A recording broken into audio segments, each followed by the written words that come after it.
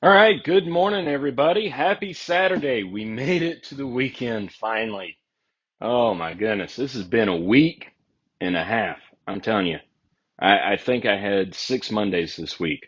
Um, but anyway, uh, glad that everybody's here. Let's say good morning. Dana Reed got the lights this morning, followed closely by G Key Man, Robert Patton. Rune International, who has apparently completed the litter box duties. Dave Addion, good morning. Let's see, Robert Patton. I think I just mentioned you. Yes, Robert Patton, I mentioned you. Who else is here? Lowell Forbes, good morning. Hope that the locksmithing career is still going great for you. Uh, Cheeky Man, high security door? Maybe. Maybe. We'll take a look at it and see. This is going to be the focus of our project, but I want to thank everybody for being here again this morning. James Randolph, good morning. Um, so yeah, this has been kind of a hectic week with work and the shop and everything, and just life and jobs and all that stuff. So anyway, I'm gonna get pretty much straight to the chase because you know everybody tells you don't bring work home with you. Well, I'm bringing work home with me. I brought work home with me. This door is a door for the Flame Vault, which is made by Heyman Safe Company, and Flame Vault's actually pretty good little safe. It's fire rated safe, and we sell a lot of them actually in various sizes. But we are a Heyman dealer. We're also an AMSEC dealer, so we keep Flame Vaults in stock, and we try to keep them in stock. Right now, we've got three of the smallest ones that they make, and I think two of the bigger ones, and that's it. Uh, Hopefully, our shipment will be here soon. But anyway, we got a few weeks ago, got an email. A customer called the shop and had some questions, and so they gave him my email address and said, "Hey, email Tim. He's the one who does safe stuff for us." And basically, his question was, "Can I convert this dial to a digital keypad?" And I said, "Can you take off the cover of the inside and send me a picture?" And this is what he sent. And he showed me this. Now, I've removed the cover, it's sitting right over here. Um, and after a quick consultation with my boss, I'm like, probably not. Um, Not with anything that we have on hand. And I've recommended that he contacted Heyman Safe Company directly just to see if they could sell him a new door. Because the Flame Vault dimensions and specs are all pretty much the same, both between dial and keypad, and across the years they're all about the same. The reason why I suggested that he contact them about buying a new door is this safe is actually mounted in a wall, so it's not easily removable. Um, we'd be happy to sell him a new freestanding safe, obviously, but this one is in a wall, and he likes it in the wall. And so he got in touch with Heyman. Heyman actually called the shop and spoke with me and said, "Hey, I think we can do this. It's going to be kind of a freehand type project, but are you willing to do it?" And I'm like, "Well, I'll look at it and see." And so uh, Heyman actually sent the guy the parts and said, "Here, either you can do it yourself or you can take it to your locksmith that you're working with, and they can try to do it." And so he brought it in the other day. Yesterday, I was in the shop all day, and um, I was in the shop all day yesterday. Finally, got a chance to sit down and look at everything that was sent and take everything apart. And at first, I was like, I was kind of dubious at first whether or not I'd be able to do this. But then after, a couple hours, of course, interrupted by phone calls and emails and customers coming in and all that good stuff. I said, yeah, I can do this. I can do this. I know I can. So I asked for permission, got permission, brought it all home, and we're going to do it today. And we're going to convert this dial, mechanical dial uh, lock, to a keypad. So what I'm going to do is bring y'all around over here so we can look at some of the issues um, as to why you would want to convert this safe to a digital keypad. And you know, really the guy's like main complaint was just that it's sort of a pain in the ass to, dial the combination and open it. Let's see here. Let's get this camera going. All right. And kind of got cords and everything stretched around here. So give me just a second. Free that up. There we go. And I'll get this out of here.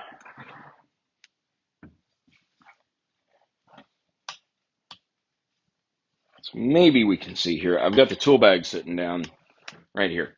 All right, so doing this around the camera. So with this safe, you can see how the bolt work just goes directly into the gates on the wheels. Let's see. Let's look here in the chat real quick. Bypass, reach around the side. Let's see. Lol, you got to destructively open an old Montgomery Ward safe. There might be some more interesting ways than doing that. Litter Picker, good morning. Nate Godden, good morning. Torch, good morning. Let's see. Yes, Rune, I have a whole shop full of folks or kitties here. Anthony, good morning. I know you're on your way somewhere. Hope that your drive is going to go okay, or that if you're already there, then it is going well. But let's look. I'm going to spin the dial on the front, and you can see there are 4 wheels. 1, 2, 3, 4. Now, a normal like S&G or Lagarde mechanical dial combination lock, you would have the lock body mounted here, and there would be a bolt, like either a swing bolt or a square bolt that would block this bolt work from moving. But in this case, it's just the solid wheels themselves blocking the bolt. But we can turn. So there's 1 digit of the combination, then you have to turn back around again and again to line up the gates like that, and then turn around again, line up that gate, and then turn back here. So like and then you can retract the bolt work and open the safe. But yes, there's an obligatory siren outside. But that's like 4 different numbers that you have to go with. Buffering like crazy for me today. Okay, everybody else getting buffering. Let's see something. I was messing with the latency earlier.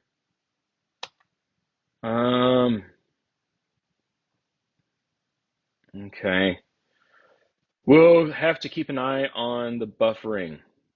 That's not good because I was messing with the latency. Anyway, all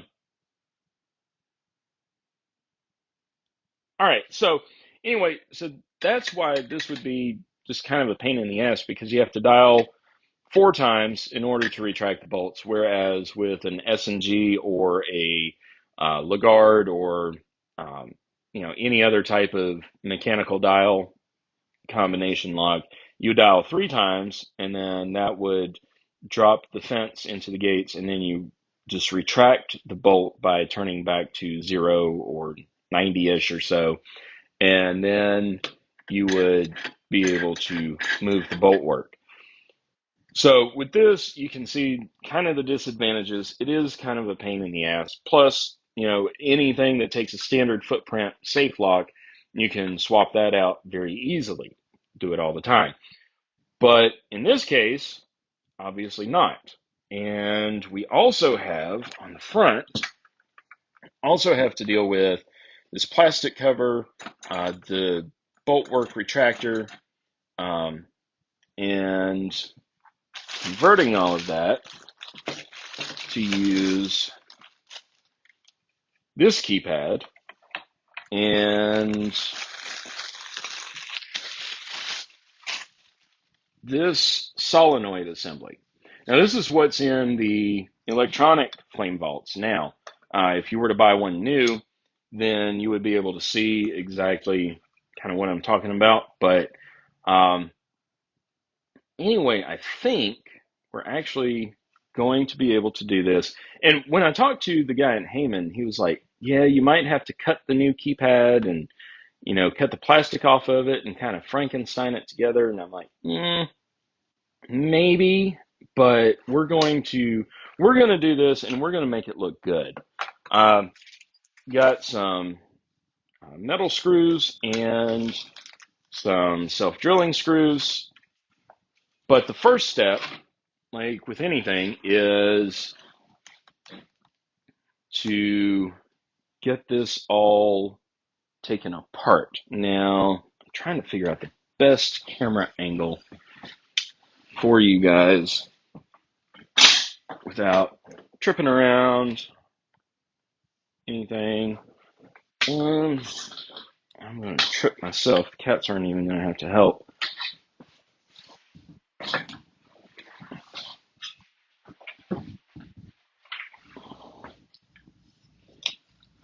Give me just a second here. All right. And get the tripod adjusted. Should have done this beforehand, but I'm really, y'all are getting a funky angle of me there.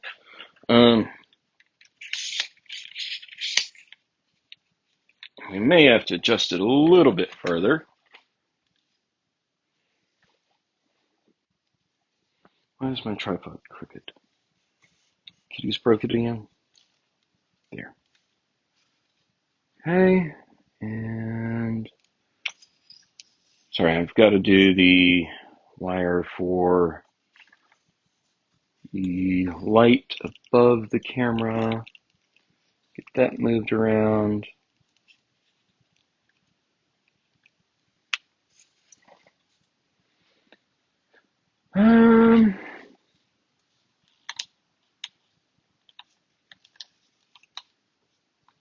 Trying to get the best angle here that I can. All right. Y'all let me know if you like that angle.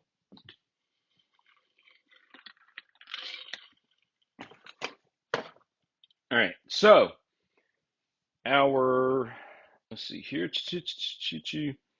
Getting a little buffering. All right. Well, I will know next time to not mess with the latency settings. All right. Let's see. Miko, good morning. Tim, is the brain box is not outside compartment, is it? No, I think this is the brain box right here because that's your programming button to change the combination. So I think this is all the brains right here. Pretty 99.999% sure. And yes, I know I just said no 3 times in German. All right, so our first step is to remove what's in here.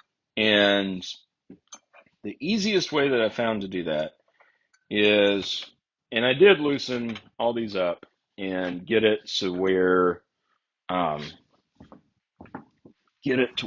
can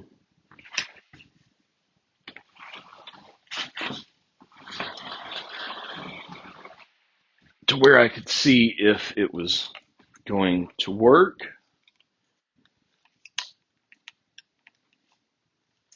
All right. Let's see here. Y'all are sitting on top of my safe. And going to adjust. Hopefully now you guys can see what all I'm doing here. So this nut right here is kind of what retains the bolt work in place. I'll take that off, set it there, and just lift out the bolt work. This is what keeps the safe secure. It's not much to it, but again, this is a fire safe, not a burglary rated safe. And then the next thing we're going to do is remove this pin right here so we can get the wheel pack out of the way, because obviously we won't need that again. And this last wheel here actually just unscrews. There's spring pressure under it. There's a spring under there. And the cotter pin goes through the wheel as well as the bolt that comes through to connect it to the dial outside. And then behind every wheel is a spacer ring that has a little tab to go into the spline. So we're going to take these off, and I'm more or less going to keep them together. This is the same sort of mechanical setup that Sentry mechanical lock safes use, which, yes, we all know that Sentry's not really a safe. Kitties, no, don't you dare knock my camera over. No. Cornelia, come here. Please sit over here. You'll still be the center of attention, I promise. All right, so next I want to remove this dial spindle. And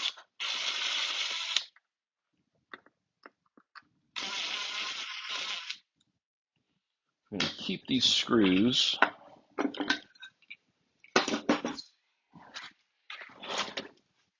Grab my mat right here so I can put everything on it, because we're actually going to reuse a lot of these parts. That. All right,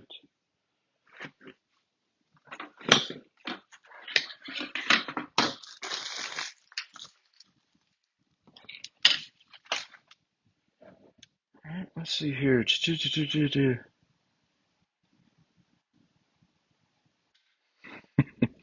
Super Tim removes nuts and bolts with his bare hands. Yeah, well, I would be remiss if I didn't say that I already took all of this apart yesterday while I was in the shop, because I wasn't sure how, or even really why it could be done. So here is our dial with the spindle, and you can see the spline down. Which edge is it?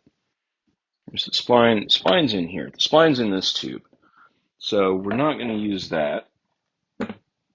And before I take off the dial ring from the outside, I'm going to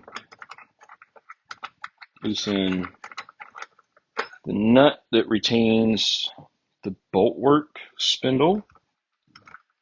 And it has that little washer underneath it. And then that's the cam for the bolt work. And another washer. And then this big nut right here, that took some doing to get that off, by the way, yesterday.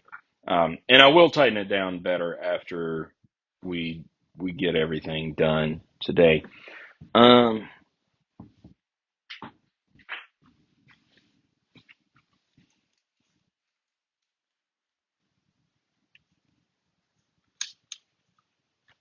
Try this.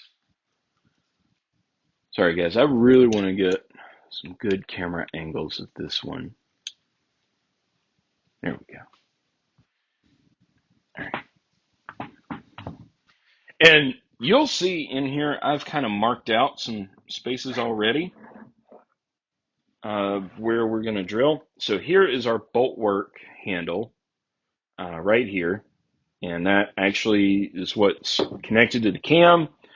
And then the cam retracts the bolt work whenever the lock is unlocked.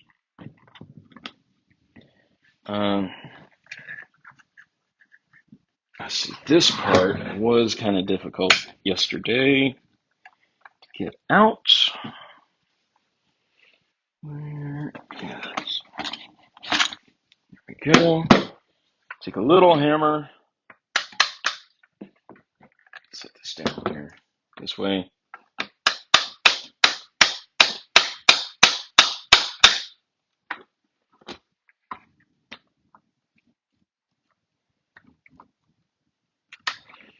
Let's try, actually, let's unscrew these. And again, I'm going to reuse these screws. They're just going to be in different places.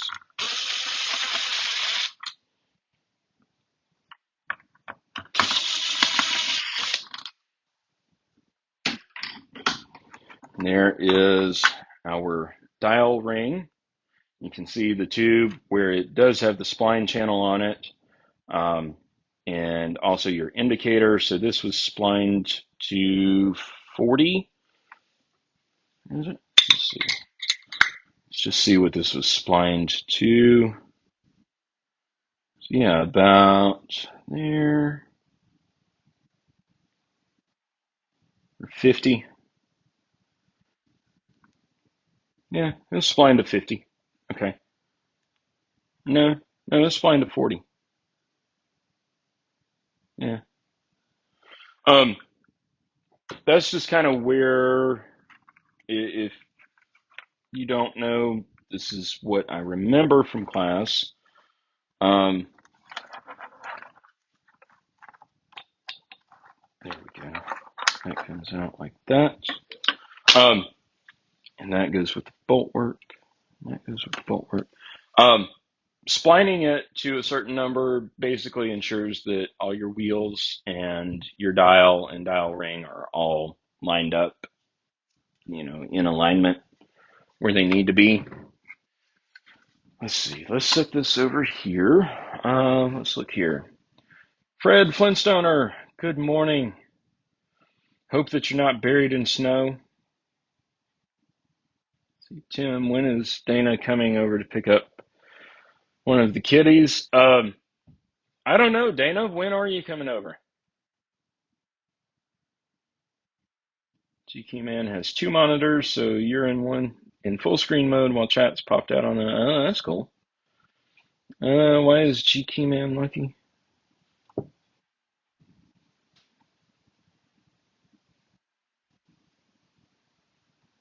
Oh, because of the two monitors. Yeah, two monitors would be nice. So if you crowbarred the dial off, you would be into the safe. No, I don't think so. Um, because you would still the wheel pack, for one, like I said, is secured. So here's this, and this is just very, very crudely done to demonstrate. So you have that, these, they're stacked up like this. And then this one, the innermost, screws on top here, like that, and then gets locked in with the cotter pin that we removed. So that's locked in all like that. So you're not going to crowbar that off the safe. I mean, you would have to have tremendous pulling force and get behind there and really just yank it through and hope that you can break this cotter pin and the threads uh, on this last wheel. So no, I don't think that crowbarring your way in would do anything.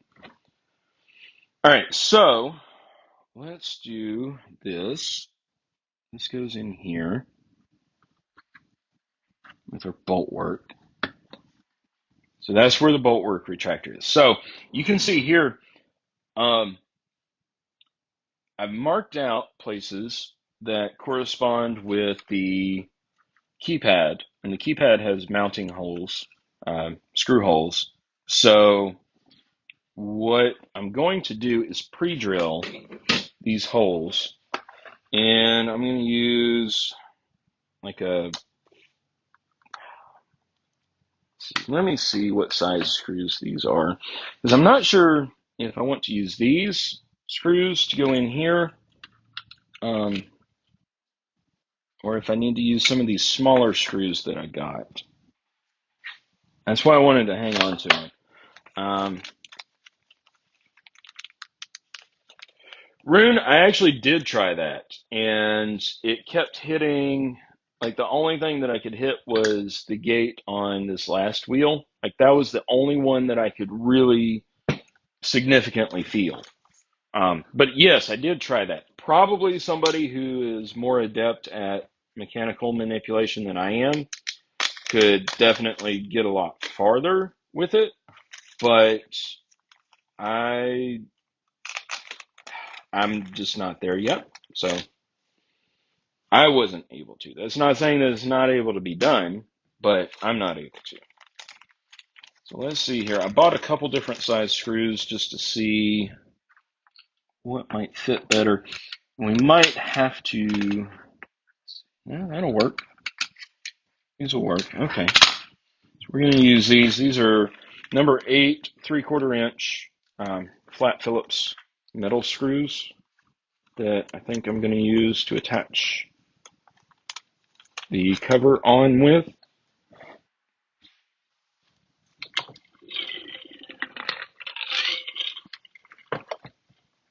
But first, I want to pre-drill the holes.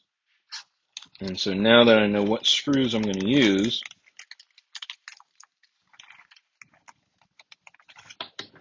I want to look and see, make sure that the diameter of my drill bit is going to be smaller than the diameter of the screw. That way the screw will have something to actually bite into. And I think I'm going to use this 5/64 drill bit.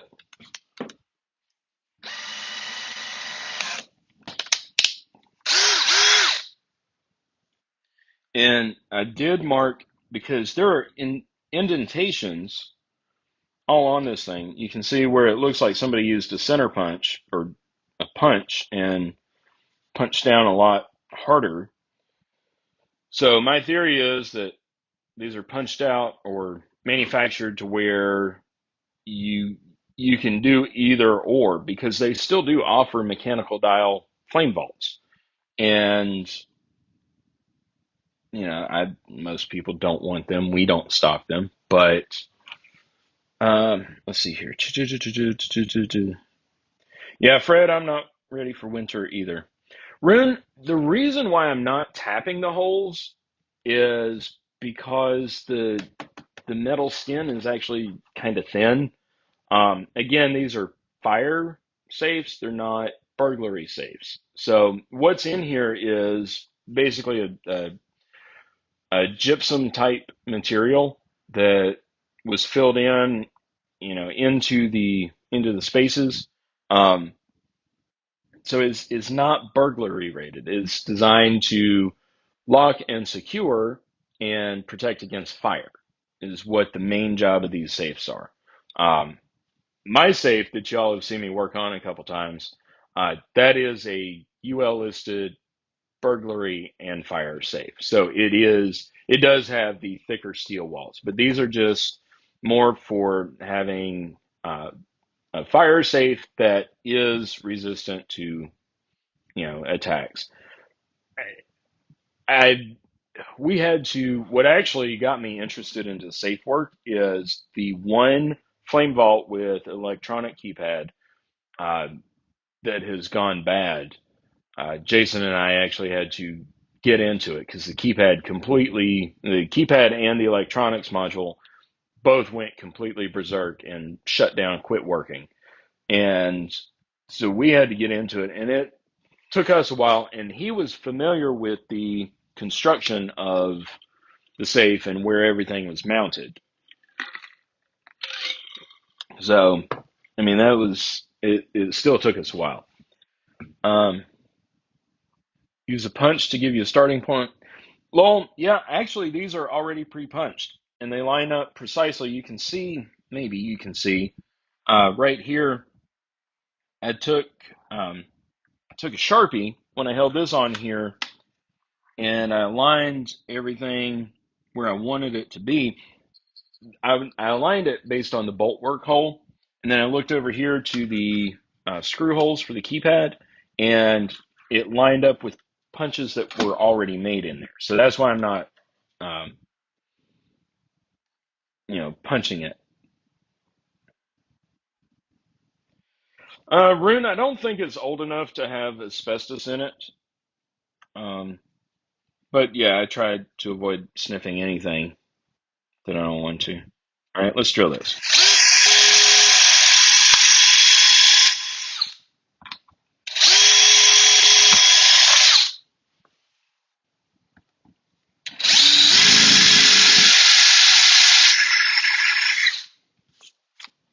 All right. So those are pre-drilled just enough to get these metal screws through. And then I'm going to go ahead and flip it here on the back over, and I figured out kind of where the solenoid needs to be and where this box needs to be. I kind of figured all that out, and I'm going to run the wire a certain way. I'm going to run it to where it sits kind of something like this. But I did actually take the drill yesterday in the shop, and I marked the holes where I need my solenoid to be, because if it's too high, when the solenoid retracts, the bolt work's still not going to slide back. If it's too low, then it's not going to lock. So I'm going to go ahead and drill these holes as well. That way, when we get to that point, we can just throw the screws in there.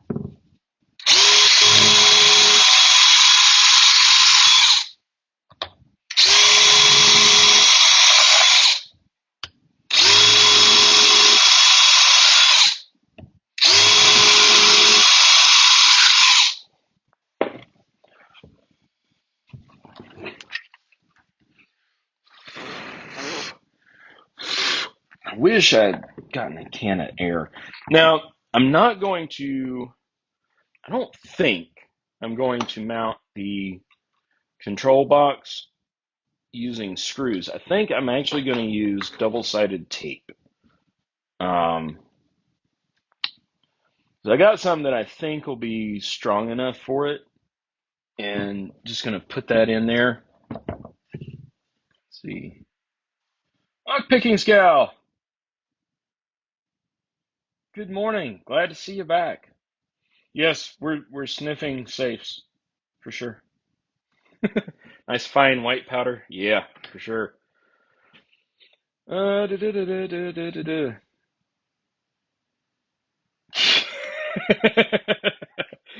Jason, don't be scared. We're doing a conversion. Converting. Down here in the South, that can mean certain things. I've done a few conversions even before I became a locksmith. Just don't ask me to talk about it on live. All right, so I'm running the wires very carefully through here. And let's see, do y'all want me to zoom back out just a little bit so you can see what I did? I want me to zoom back out just a little bit so I can see what I did. There we go. All right, so basically I use the spindle hole where the spindle from the dial would come in just to run the wiring harness through. I'm going to tuck this back over here so I don't accidentally set everything down on it. And actually, pull this back out because if I break these wires, it's not going to be good. It's going to be really, really bad. Let's bring them up just enough here. And then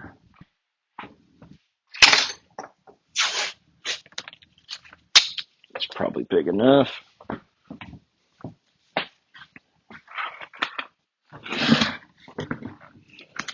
Just grab a piece of tape and loosely tape them to the side.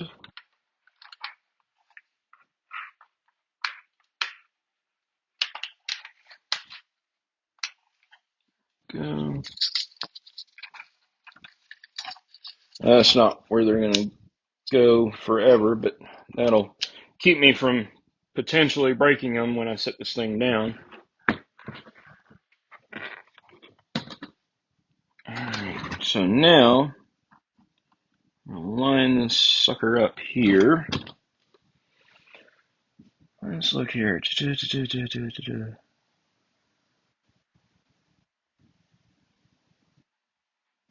Find the combination by sense of smell alone. What's this wee crap?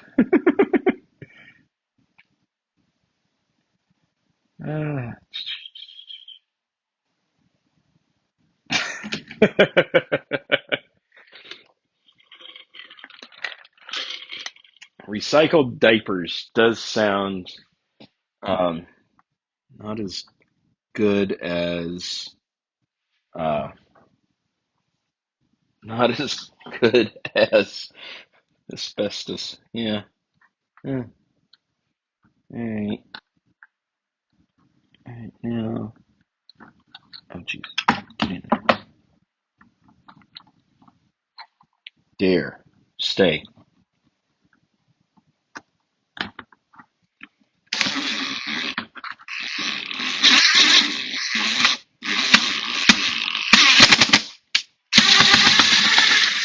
All right. I am going to move this out of the way, and then I'm going to put my screw in without that.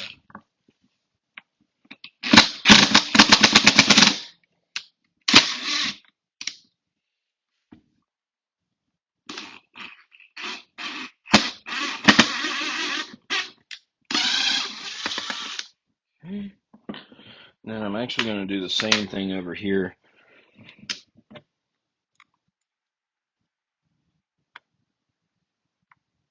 Don't use impact self-tappers and sheet metal. Well, these aren't the self-tappers. These are the self-piercing ones.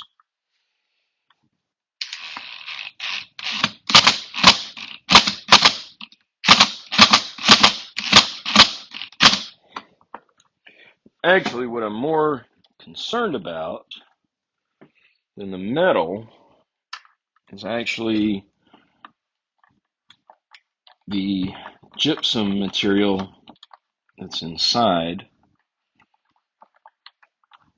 I don't want to crush that out, but I think we'll still be okay because it still feels like it has a lot of good bite to it. I'm just running it in there once.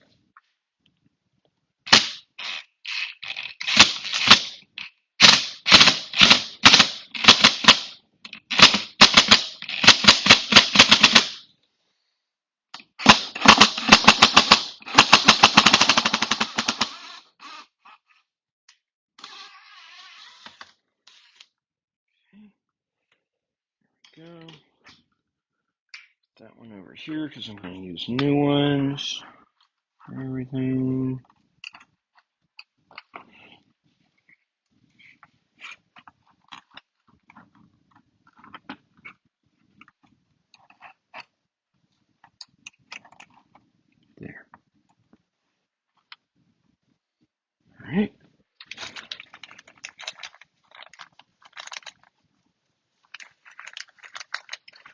Dave, I'm using number 8 3/4 inch flat Phillips metal screws.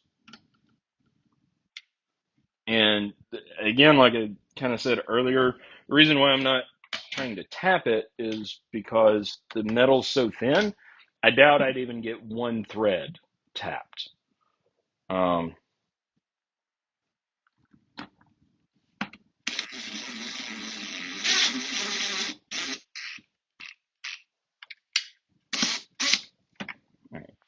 I'm not going to throw it in all the way.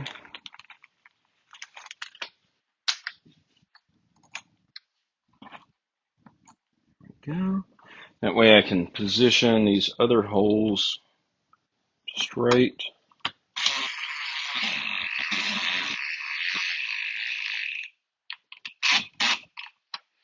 And then I'll snug it up by hand.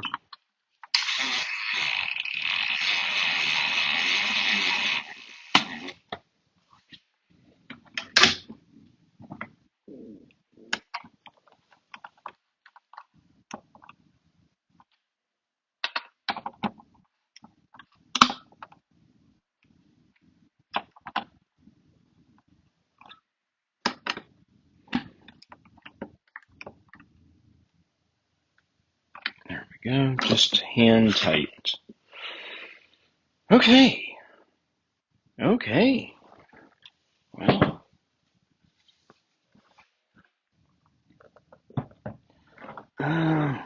what do I have that I can lay under this?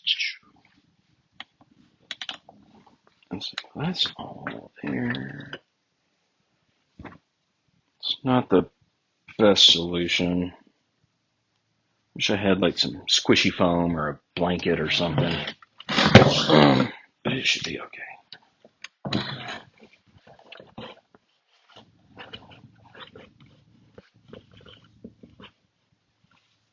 Alright. Pull this tape off of here.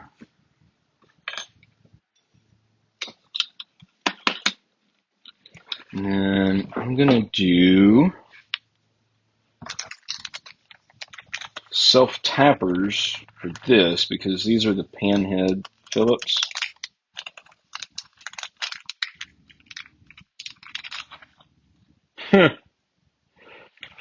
Well, I don't know. Maybe.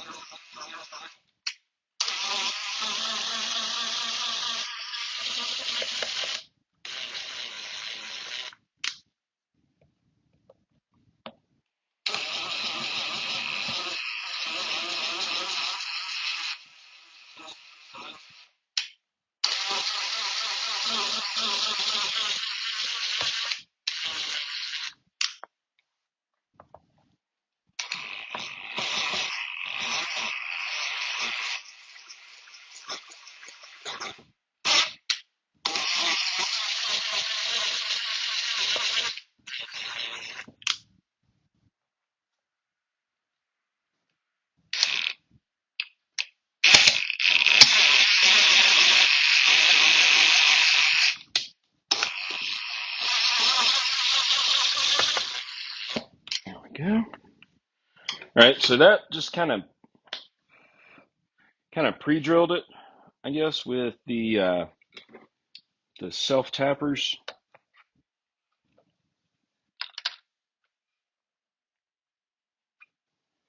And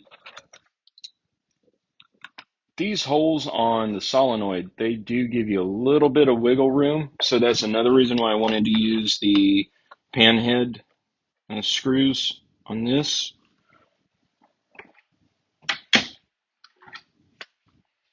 Let's see. Yeah, I could do that. Rune, actually. What do I have that I could do that? This. Yeah, that was a good idea, Rune. Thank you. There we go. Yep. Keypad's completely lifted. All right. Let's put this into place.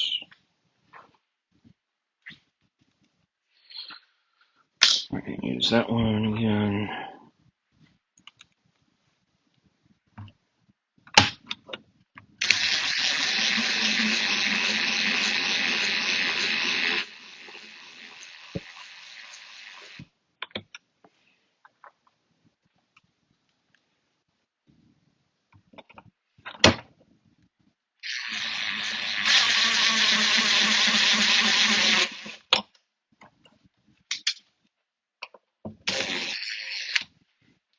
I don't want it to be completely tight down in there. Let me get...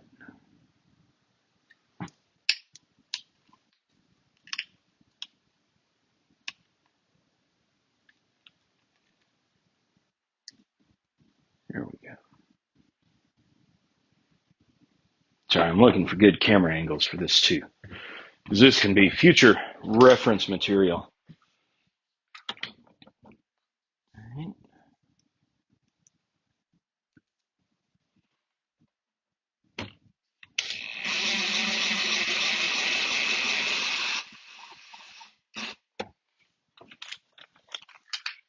And I use one of these.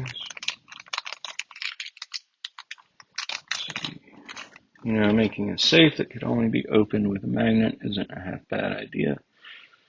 Yeah. Well, and it would have to be a hell of a magnet because, I mean, that's that's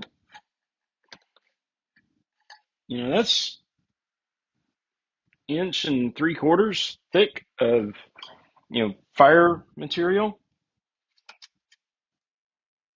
So, I mean, you'd really have to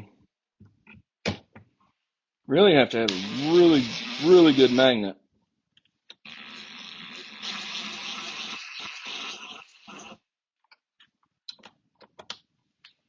All right, now we install the bolt work back. Actually, no, I'm going to go ahead and mount the brain box. Like I said, what I'm going to do for that is I'm going to do some double sticky tape. Because I thought about drilling, but I'm like, maybe not. I don't know. God, and I'm seeing the buffering on my end, guys, so I apologize for that.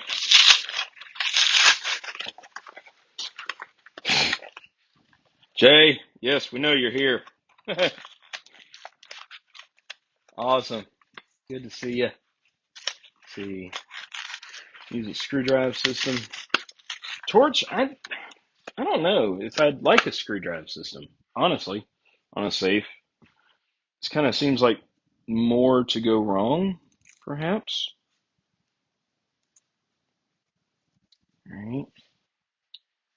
Point where I need a knife.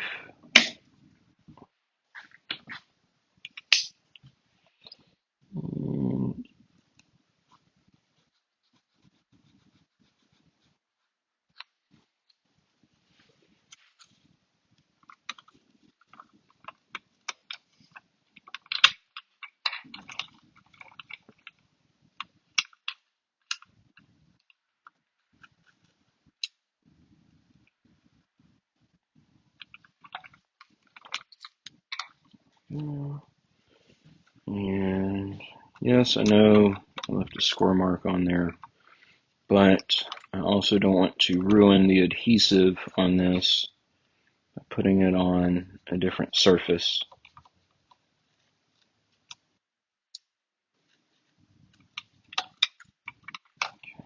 There we go.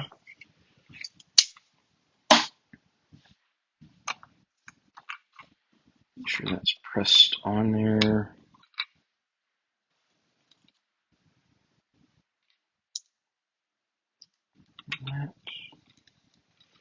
I'll come around to here. I'm actually going to go ahead and connect the keypad wire to the electronics box.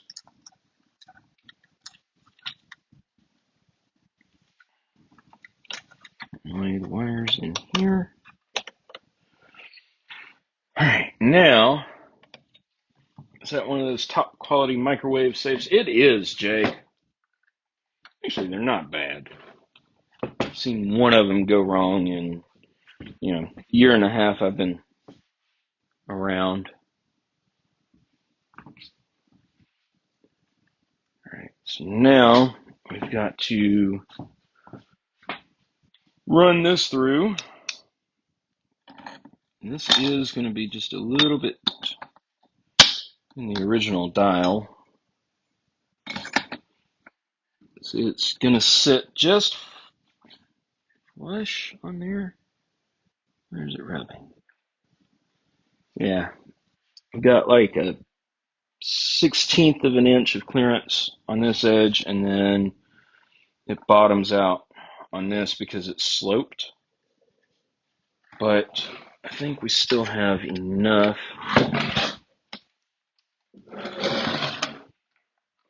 here. All right, now that the spindle's on the front, that'll keep it up off of the workbench. And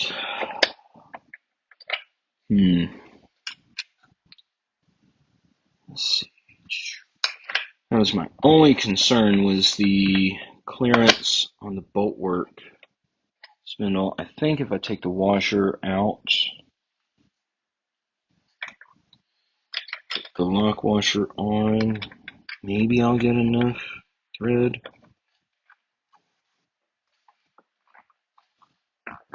Then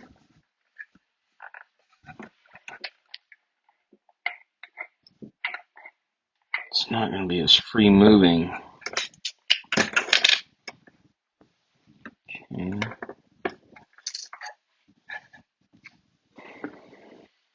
Plus I need to put that nut on there before I permanently attach it. So the issue that I'm seeing here is normally this would sit a little bit lower into it.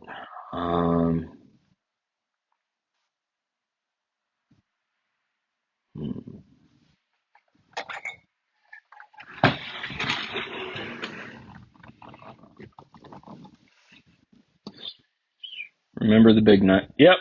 Yeah, I remember, Dream. Before it got too late. They make great boat anchors. Really?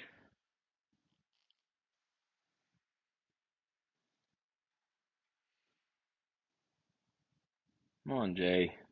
Give me a break. Let's see.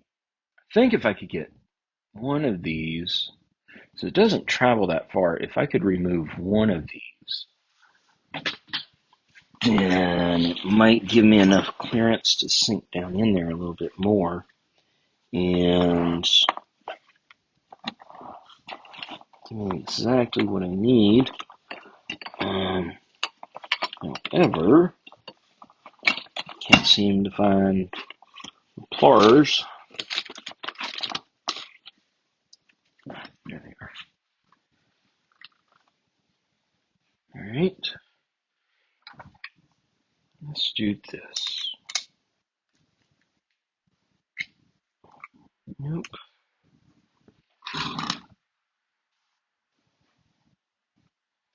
Grind the rear face of the bolt arms to get more clearance. Talking about grinding that down? I don't really want to grind all that down.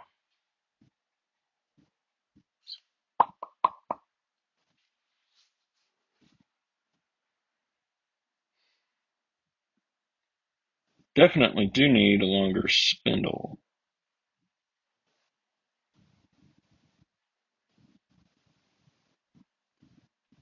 Like if I had just another 1/4 of an inch length, that would do the trick.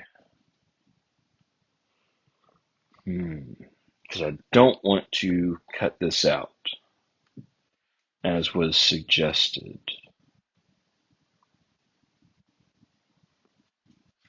Let's see.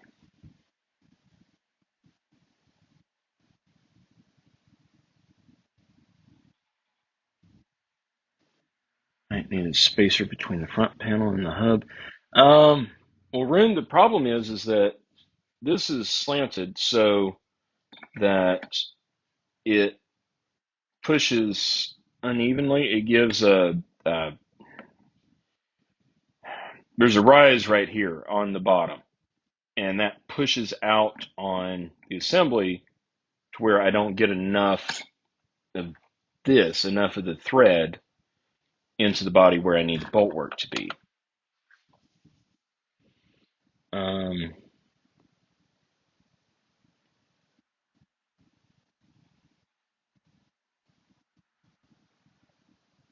let's see, there are screws in the back holding it in.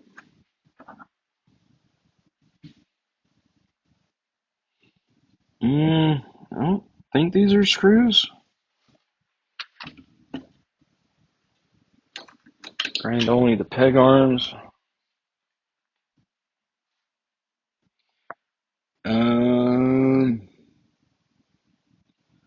What are those itty bitty screws?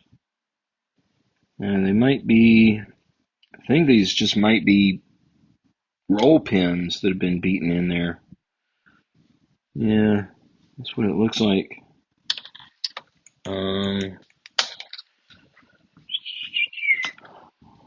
Yes, just to get any crud out.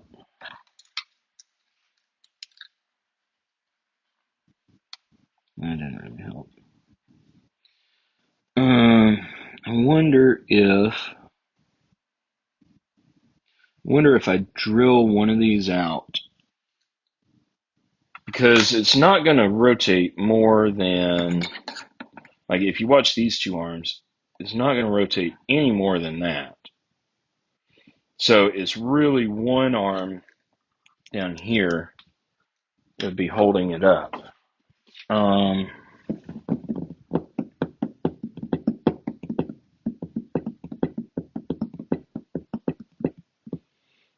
No, it wasn't facing down.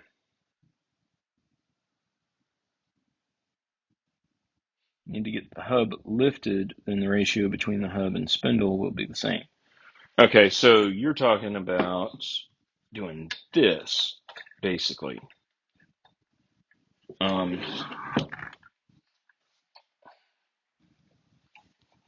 Well, yeah. Actually, if we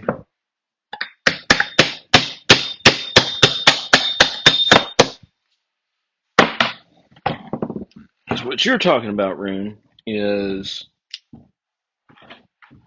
putting a spacer between here and here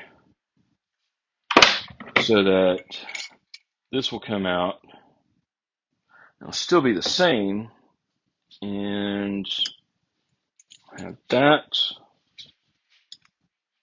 and then this, this, and this.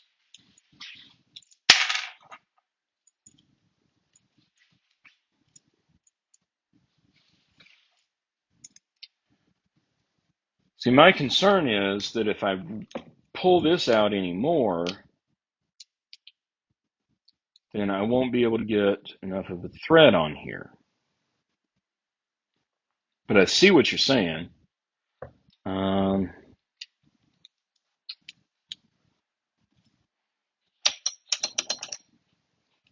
Jay, does that answer your question?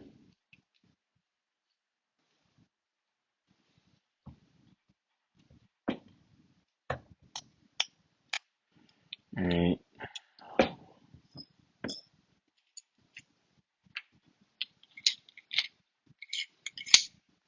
So now, how do we get that space pulled out?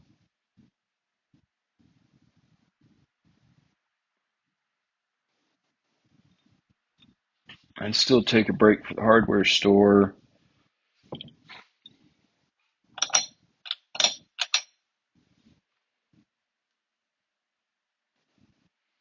Line of holes in the hub looks like for spacing.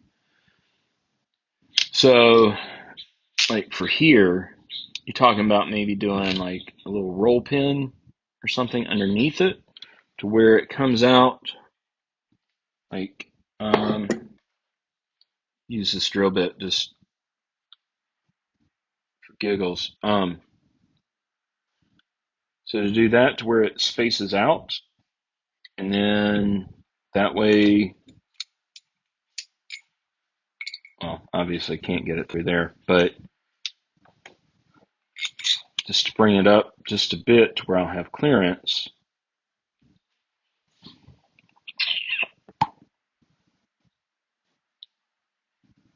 I wonder if I can just put something under this collar, this trim collar, and boost it up like that. So, Rune, I really like your idea.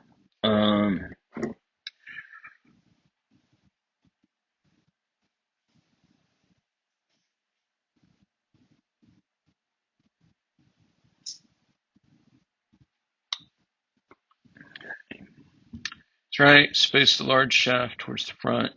Use the shim behind the large chrome ring. All right.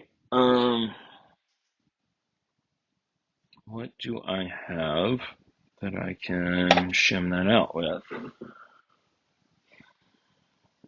Because that's a 1 inch diameter ish.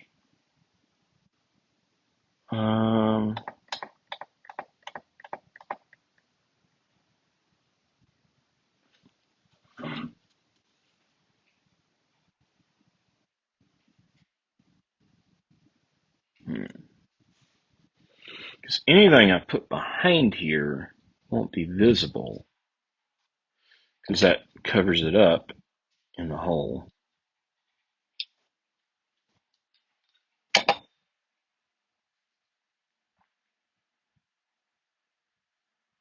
Take the ring off and let's see how the hub is resting inside. Okay, so there's that ring, and that's how the hub rests on there.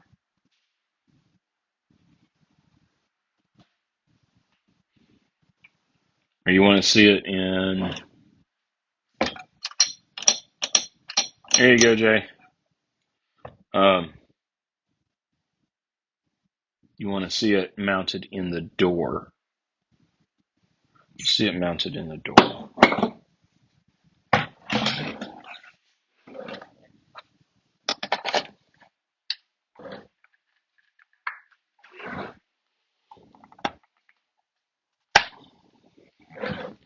I could space it out that far, and I'd still be able to get a big nut on here to secure it.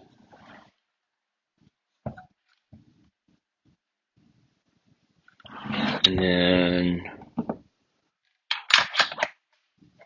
put that through,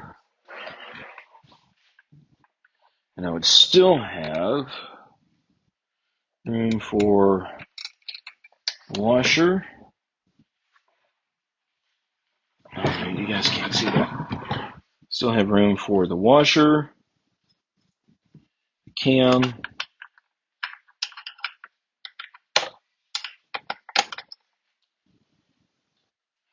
lock washer, and nut.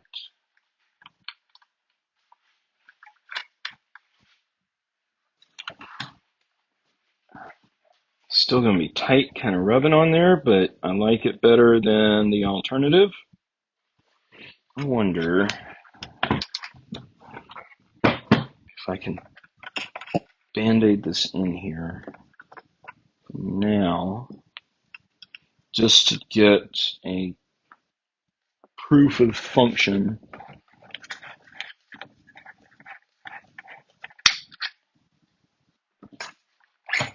No, Jay, I'm not going to show people how to bounce it open. That would be kind of like wrong or something. And yes, I know we showed picking locks, but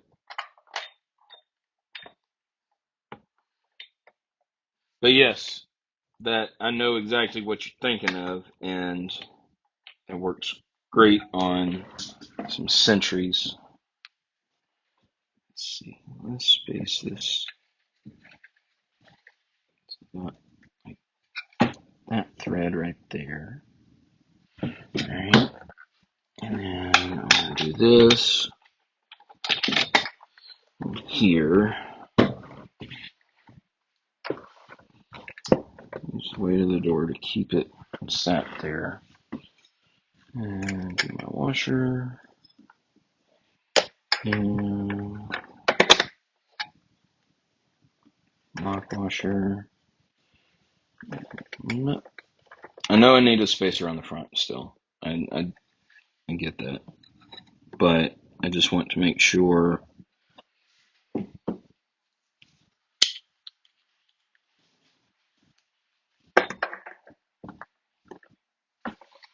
that bolt work can function.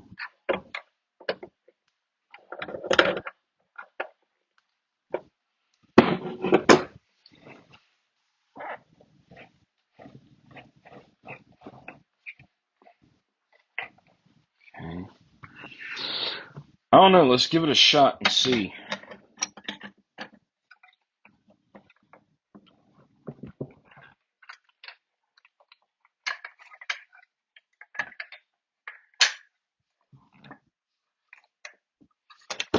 Okay, let's get this up here.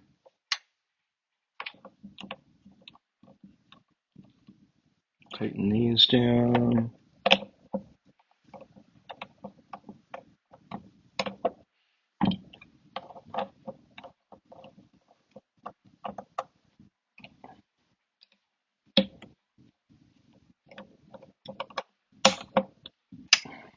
Okay. All right, so that is locked.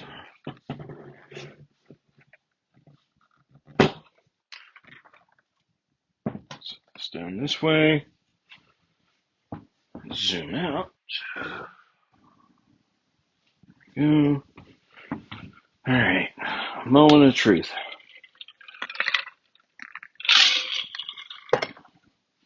See how this all works. Oh, I need to put this on.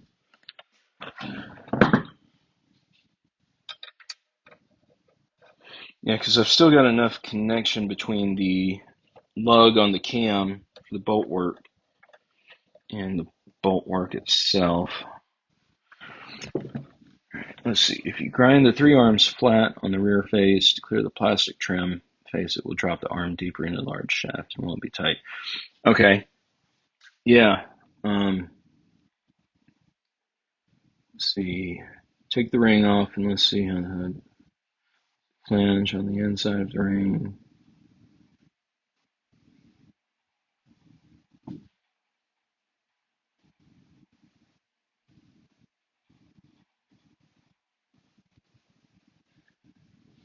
Yeah, because I don't want to grind the plastic of the keypad. And Ren, the customer, he was actually told by Heyman that it was going to be a lot more Frankenstein. And honestly, I kind of heard their plan, and I'm like, no, I can do better. So that's what I'm doing here. All right. Let's put our batteries in.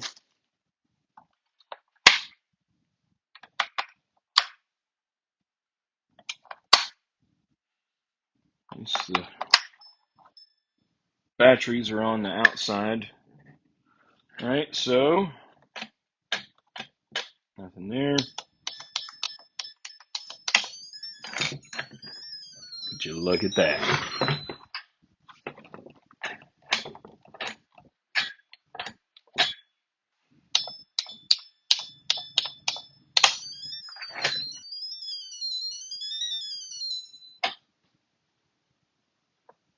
I like it. It's tight. Can't really see anything from the front, but it is usable. Yeah, because I really don't want to grind.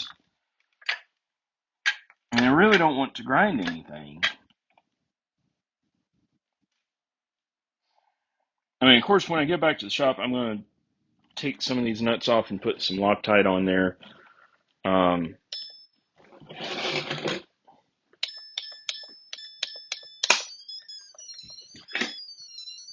Man, it's not horribly tight either.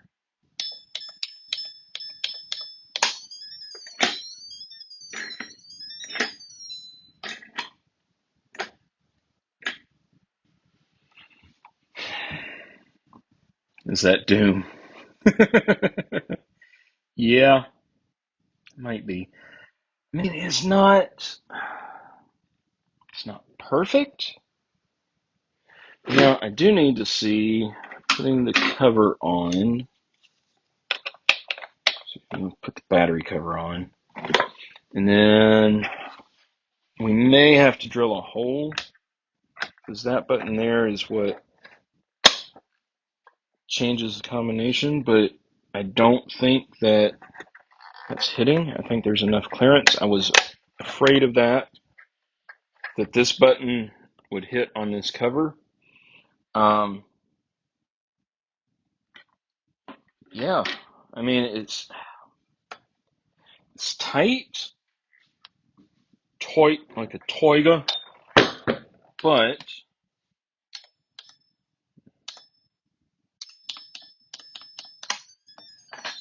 it's not. I mean, you can feel it rubbing right here, and it's actually starting to mark where it rubs. You can see right there, maybe. Zoom in and angle down. I don't know if you guys can see it or not, but it's like right here, right along where that lever's rubbing.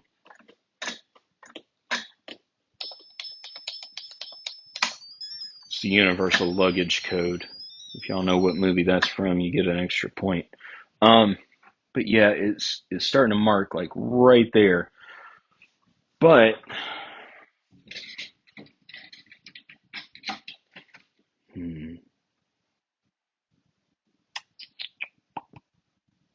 well, I'll tell you what I'm gonna do.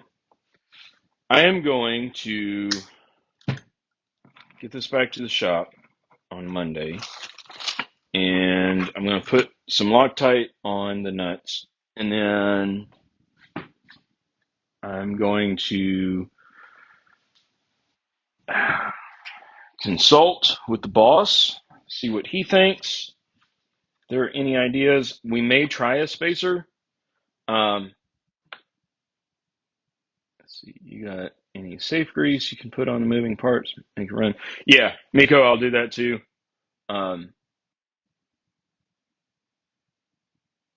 Actuator pin is long enough as long as the big nut holds the hub in. Yeah, I've got at least two threads run through the retainer nut for the hub.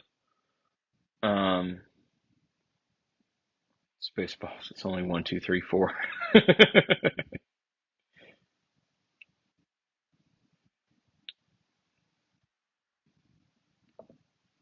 Yeah, yeah, I mean, it's not perfect, but the way that Heyman kind of described it was that we might have to cut plastic and paste it back together.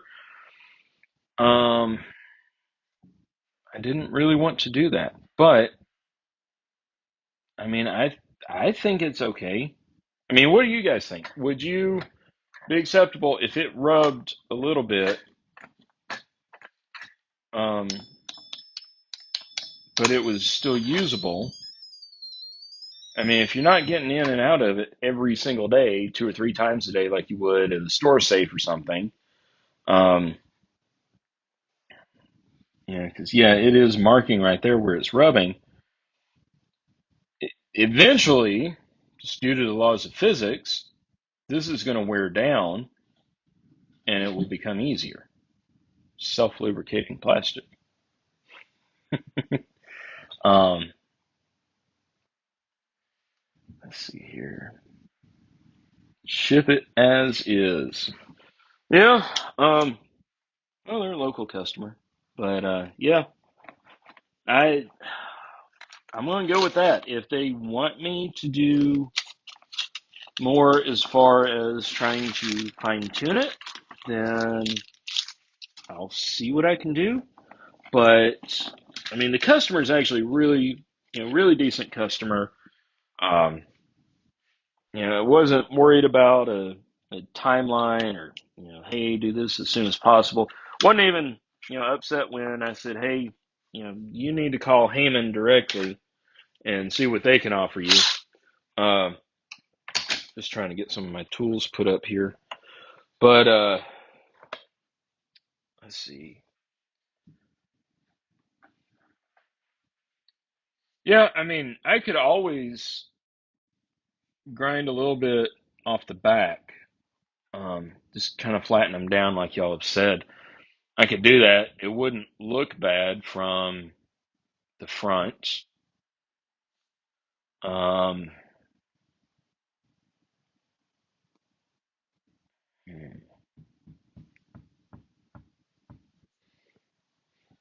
ideally, ideally, I could get Heyman to send me the actuator for one of the F137E or FV137Es, which is the version that comes with the keypad from the factory, and just get that assembly and put it in, which on those, it doesn't have the spokes. It actually just has like a little thumb turn type knob in there.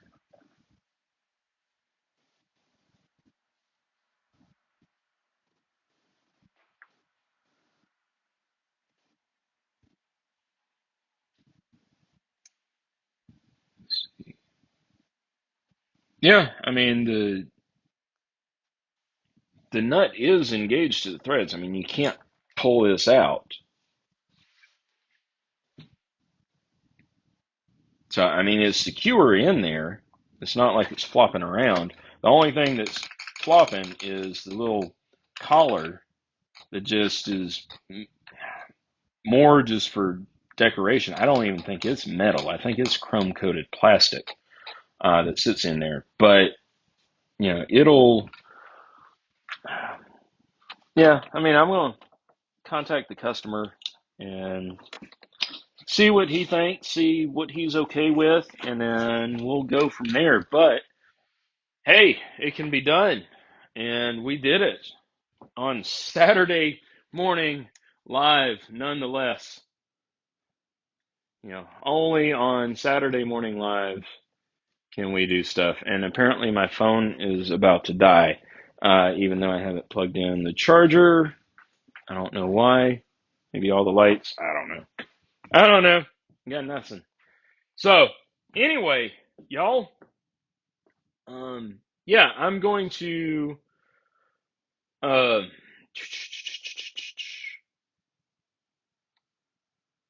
see, replacement spindle. Lol. Yeah, maybe. Like I was saying, get a actually replacement turn handle instead of the whole spindle assembly because the turn handles on the FV137Es actually recess in this little cup right here.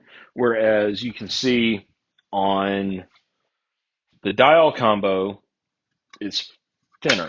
It sits much, flatter to the surface because you don't have the electronics or battery compartment on the front. Um, so that's kind of what I'm looking at there. But I mean, it is functional. It's locked. Bolts are extended, and it's open.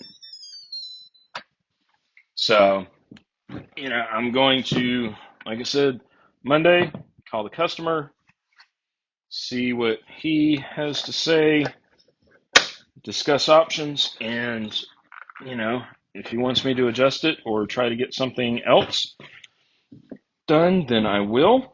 But otherwise, it's functional.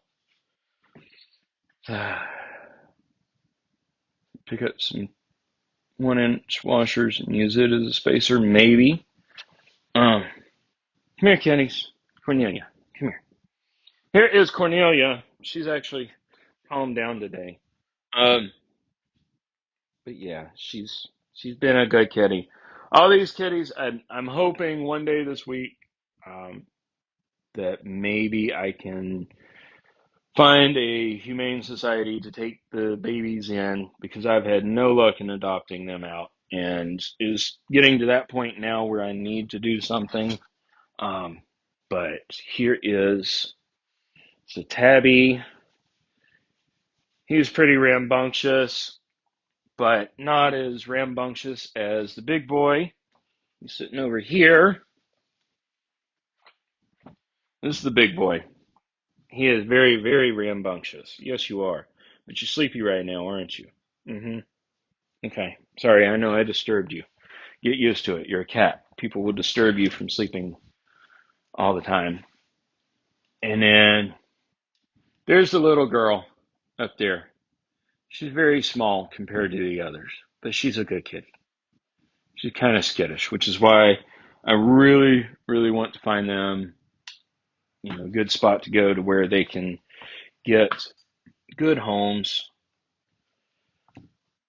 So there, Dana, there's your kitty fix. Let's see, will a mortise cylinder spacer fit under that? Ooh, Jay, that's a good idea. Um, I don't have. Well, I'm sure I have some around here, but that might be. I don't know. The only thing is that's just cosmetic right there. I need the clearance between. I need to still have the thread on the inside for the big nut, and still get some clearance out here. We need clearance. Azura, yes. All of them look sleepy. Yeah, they were all wide open earlier. See, kitty free with every safe repair while they last. Only if I like the customer. This customer I like. And don't doubt for a second that I haven't been trying to pawn them off on customers. So anyway, folks, we've gone for an hour and 20 minutes. And Lowell, what's our vector, Victor? Um, we're on instruments up here. So anyway, guys, I appreciate it. Appreciate all the advice. Appreciate you tuning in and watching. Hopefully, maybe you learned something. I learned a few things, and I learned that I could do this again. And it's pretty cool to be able to do stuff like this. So anyway, y'all, um, appreciate it. Y'all have a great weekend, great rest of your weekend. Don't get snowed in if you're up north, and stay safe, stay happy, stay healthy, stay out of trouble. We'll see you next time. Y'all have a good one.